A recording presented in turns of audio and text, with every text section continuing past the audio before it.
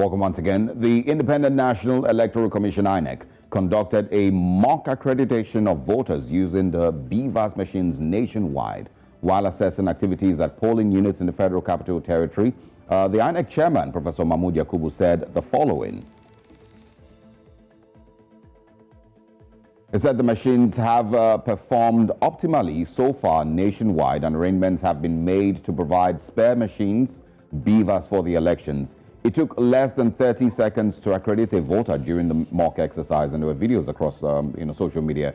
Electronic transmission of results during the general elections would be done seamlessly, he also mentioned. Now, joining us on Election Countdown Nigeria is our guest, a political analyst and communication strategist, managing director of Avalon Daily, Mr. Ayo Adio. Good morning. Thanks for joining us. Good morning. Thank you. So before we get into the conversation with regards to the elections, I just want to, your thoughts on something pretty important. Over the weekend, I'm not sure if you saw the video, but the very romantic video by the Speaker of the House of Reps, Femi Gbajabiamila. And we've also seen a lot of them being very vocal in the last couple of days concerning the elections and, of course, the CBN governance, some of all of that. They've been very energetic. But 71 people were buried in Katsina over the weekend, and that was on the front page of the Daily Trust. We didn't see any of these videos from any of these lawmakers or any statements at all from the presidency. Why do you think that is?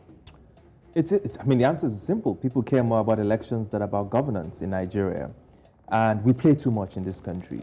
ASU was shut down for 8 months. You didn't see fancy videos being made by politicians putting pressure on the president, to lift the strike on ASU or to fix the problem, with ASU that caused the strike to linger for 8 months. Like you rightfully said, people have been killed in their tens, in their hundreds. And, when people even try to speak up, what you even see is politicians telling people to tone it down, a little bit, so that we don't overheat the polity, and the president, has his fingers on the button.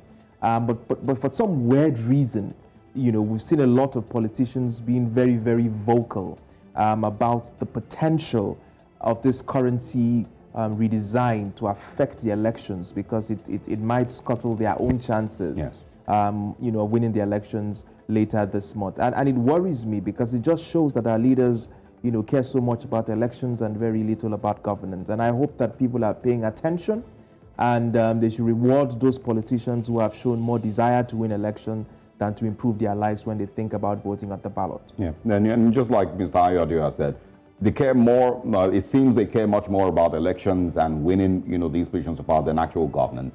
And they don't even hide it. It's glaring. It is right there for you to see where, they put more attention. They're not even trying to fake caring for the lives of Nigerian people, because there's no other country in the world that 71 people will be killed and buried. And the governors, the National Assembly, the presidency, nobody says a word or even offers any bit of condolences to these families or assures Nigerians that they will fix it. It's shocking. But let's talk about the elections now. There was, of course, a mock accreditation process that was done over the weekend. You must have also gotten to, follow that up. INEC has once again been questioned on many things, and one of them is the use of the PVC itself. Because if you saw that process, from what the lady described, all she needed was the last 6 digits of your VIN number, facial recognition, and a fingerprint. So it calls to question the people that are going to be disqualified from voting because they don't have the PVC itself. What are your thoughts, on all of that? I mean, to be honest, I paid attention to that argument that, since the VIN number and the facial recognition was enough to allow people to vote, and that was the most essential part, the most crucial part of the accreditation process, and so people essentially do not need, to have a PVC.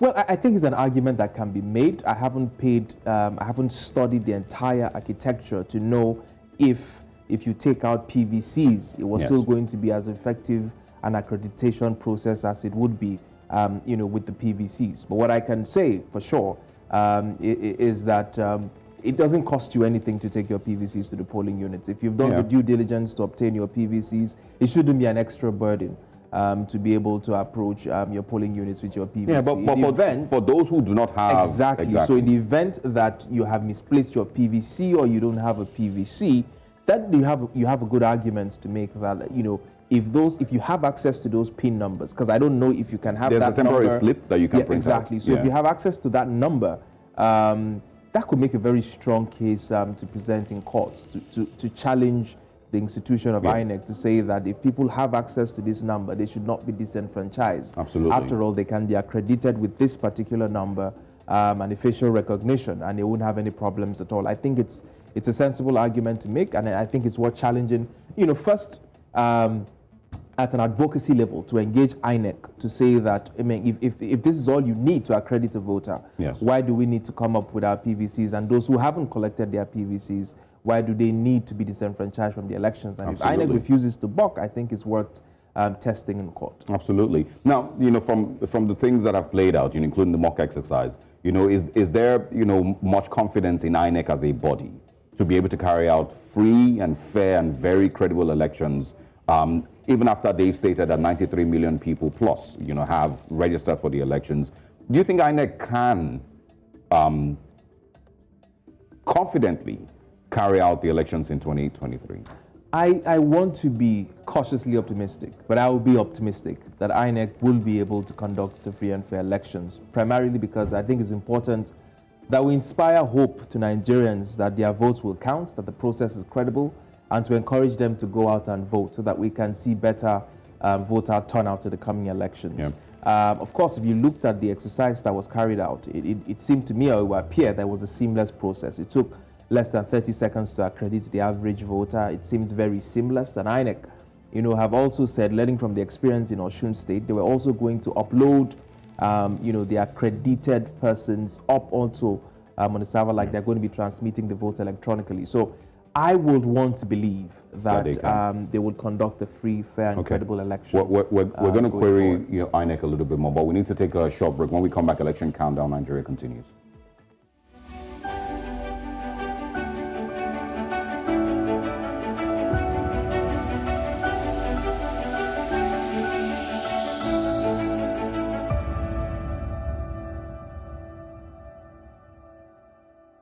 Welcome back to Election Countdown Nigeria. The race to lead Africa's most populous nation will come to a finish when you use your PVC in choosing your candidate at the polls. Nevertheless, the emergence of a political party out of the 18 that stirs troubled waters for the nation's political juggernauts in the APC and PDP comes to our focus today. And the big question we're asking, is there a third force in the presidential race? Now, Breakfast Central's Olufemi Adefishoye spoke to a few Nigerians, and here's what they have to say.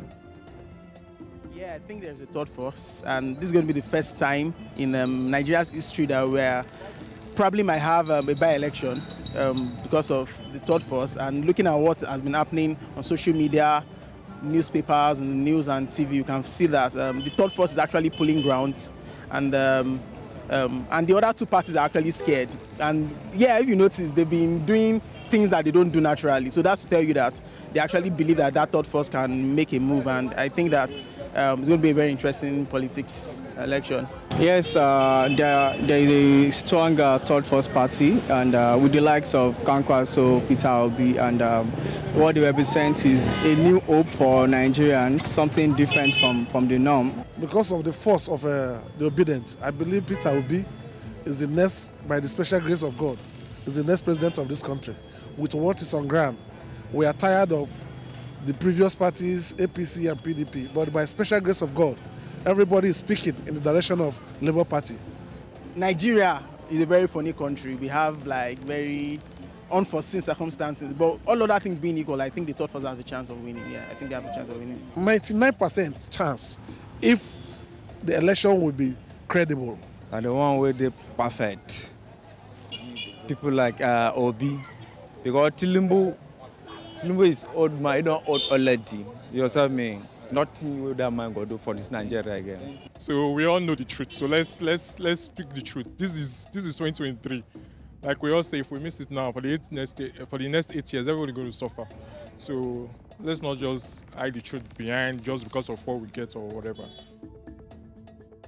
There you have it, a cross-section of Nigerians speaking and sharing their views on the possibility of a third force winning the elections. And then, of course, I'm going to go back to our guest, Ayo Adio.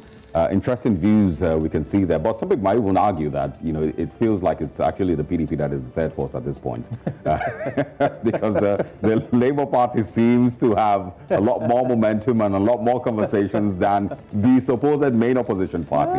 So let's get your thoughts on the third force. I mean, I don't think that in the way and the manner that people describe third force, I don't think that there is a third force. I really think that you have three horses in this race, and these three candidates seem to have a path to victory, each of these three candidates. And I do think that the Labour Party have done something incredible and something phenomenal, because before now, people have made the very funny argument that elections can only be won if you're part of the two dominant political parties, which is the APC and the PDP.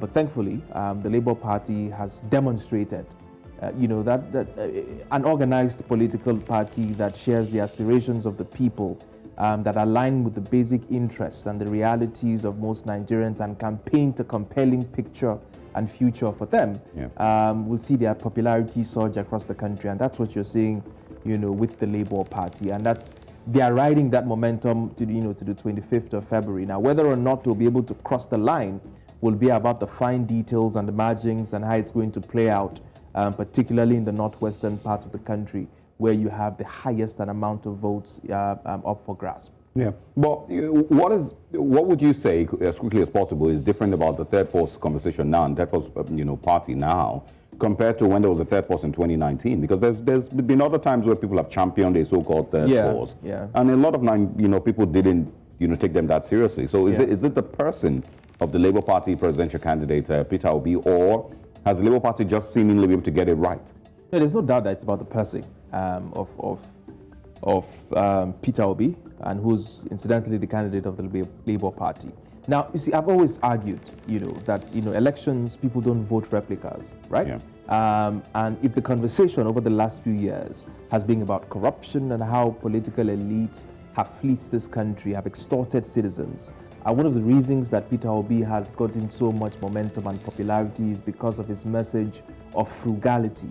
And people believe that, at some point we might need a president who's frugal, who is not going to waste our resources, given the fact that there's so much borrowing that has happened over the last few years. And people want a better manager of resources. And people believe, that somebody like Peter Obi will be the best manager of resources. And that's why you see the kind of support that he's getting, especially from young, urban, educated, citizens across the country.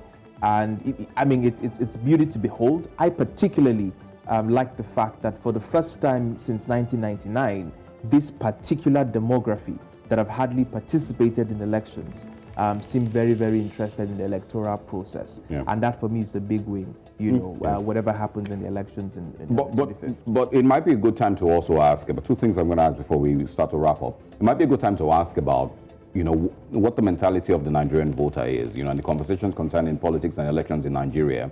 Because I saw someone, I think it's Ghanaian, put out a tweet over the weekend that a country of more than 200 million people is having conversations, about 20 days to the elections, having conversations about voting in, a very old supposed, person with drug allegations, allegations and all of that, another person with allegations of corruption, and then a prudent man, and he was trying to wrap his head around why there were even conversations about who, the Nigerian people should, lean towards.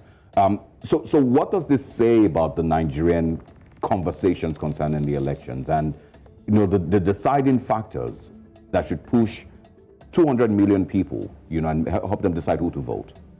Well, I think it's not so much about a peculiarity about the way Nigerians vote, but about democratic systems in itself, because democratic elections have a way of creating ethnic, or religious or identity sentiments such that people like to vote for people that look like them, right? And so whether it's Nigeria, whether it's in the United States, whether it's in the United Kingdom, you always have a case of identity with democratic elections, that people are going to identify with people who seem closest to them.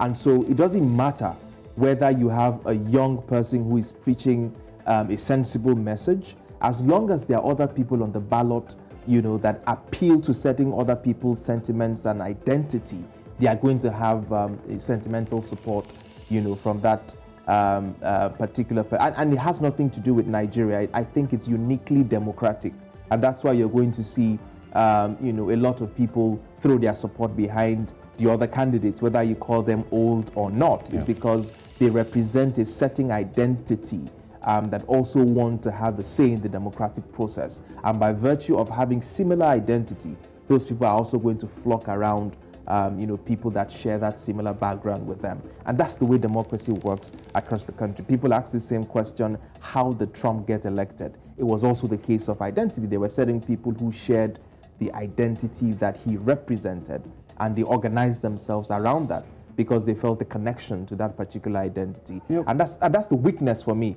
For democratic elections, it's really not about common sense at the end of the day. Sadly, it's more about that probably is what breaks my heart the most, because when you're talking about identity politics, and the things that make you relate with a particular candidate, then it's probably a good time to then look at the candidates and try to identify, okay, what exactly about this particular one, is anybody, identifying with, is it tribe, is it religion? Is it, simply, their mentality, or what exactly can it possibly be? Sadly, of course, like you mentioned in the U.S., and Donald Trump, yes, he won the elections based on, pretty much the same concept. But down here, we have a lot more things that divide us, that people want to, religion, tribe, local government, age. So there's so many of all these factors.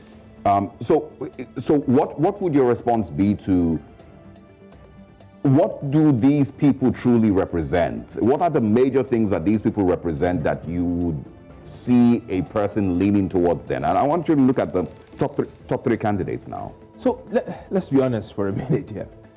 Power is rotated in Nigeria, or is assumed to be rotated across the major regions across the country, and I'm talking north and south. Yeah. Right?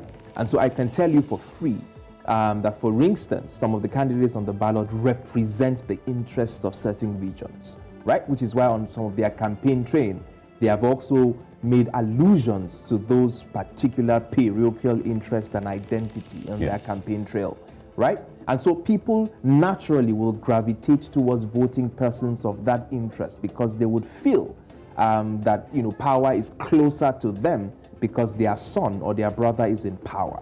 Now, that in itself is fundamentally human in nature, and it's also exacerbated by democratic elections, because democracy is about popularity. You are not writing a competency exam and you're picking the top three. It's about popularity. And if it's a popularity contest, you are likely to have people who look like you vote for you at the end of the day, which is why, despite the fact that a candidate might be better qualified academically or demonstrate more competence, if he doesn't connect to a certain, identity leaning, he might have a problem winning the general elections in a keenly contested election like this. But to your very question, I think the answer is simple. Every candidate on that ballot represents a particular identity. Now, that identity could be religious, that identity could be ethnic, that identity could be demographic, but they represent a specific identity. And if you look closely at the support base of each of these candidates, you will see clearly the identity of the personalities gravitating towards them, at the end of the day. And I think, to be honest, it's not so much about Nigerians per se. It's just the nature of democracy across the world. Okay. Interesting. Would you be able to answer this in 20 seconds? This is the first elections that we have in Nigeria that there is no conversation about a presidential debate. Well, I think people have decided. Trust me. Anybody who's decided to vote know who they're going to vote for. At this point, right? Yes, everybody. Yes. Thank you very much, Ayo. Now, of course, as always, we get to share with you and introduce to you, one or two of the candidates every time we have election countdown Nigeria. And today we're talking about Prince Adewale Adebayo. He's the candidate of the Social Democratic Party, SDP. Of course, the party logo is represented with a horse. It should be on your screen in a bit. Mr. Adewale Adebayo was born on the 8th of January 1972. He's a Nigerian lawyer and a media mogul. He currently is running for president of Nigeria under the SDP, which is the same party, if you remember, that the late MKO Abiola ran under in the 1993 general elections. In his manifesto, he hinted that the strategic policy of the Christian Association of Nigeria, CAN, is being incorporated into his own manifesto. And if elected, his party will be truthful to Nigerians, ensure freedom of worship, and instill patriotism in Nigerians while entrenching justice for all. He disclosed that he is following the lead of the late MKO Abiola, who is the presumed winner of the June 12, 1993 elections, thus promising farewell to poverty and insecurity. And finally, he says, we are called Social Democratic Party, SDP, because we believe that social investments in nutrition, basic housing and habitats, in education, affordable healthcare, basic infrastructure will raise civilization to a point where there is less tension in the society. And if elected, SDP will recognize human rights and provide what the citizens need to uphold their dignity. And that's it, of course, for the SDP candidates. A quick reminder to everyone to please go out and get your PVCs, as we, of course, encourage INEC to see if there's ways that people with temporary voters card, or at least people who have their VIN numbers that were registered, can participate in the elections. If that doesn't work, then please get your PVCs. And, of course, remember also your party logo and your party's candidates. Remember also to not sell your votes, because that would mean selling your future. It's been a very interesting conversation this morning. Let's go back to Olive.